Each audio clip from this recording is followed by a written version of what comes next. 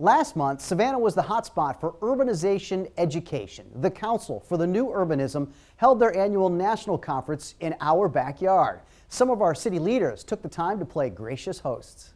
I just want to introduce myself. I'm Pete Shonka. I work for the City of Savannah. I'm the Director of Arena Development. Shonka's in charge of bringing together all the parties and the contractors for this massive project. Along with the arena, we're trying to develop this whole canal district. It's mainly been the last 50 years or 100 years has been an industrial area. One thing to take note is this big red brick building that was built in 1892, and that's kind of a centerpiece of the redevelopment of this site. Of course, the arena is the anchor for a project expected to add a whole lot more to the west of the historic landmark district. We're trying to take some of the tourism load off of the downtown area. It's being way overused right now.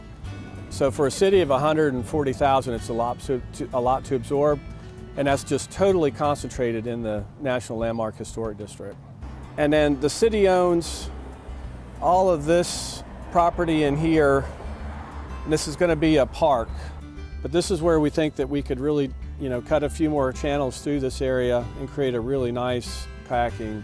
And then you can go up and down the canal. There's another branch of the canal further upstream. You can get back in there. It's really nice as well. The northern portion of the Canal District will close the gap between a large area where SCAD dorms are located and the expanded downtown Bay Street streetscape project. It's amazing how close the projects actually are. And so with the historic streetscapes really setting kind of the stage for the opportunity to connect the west to the east. There's great trail connectivity, there's a canal, there's all sorts of places where you can really start to see where this all makes Savannah come together. And there's a lot of history. To the west is Carver Village, built in 1947, the first place in Savannah where African Americans purchased homes in a specifically planned community. The building you see on the far end is what was called the Springfield Terrace School, and it was built in the 1920s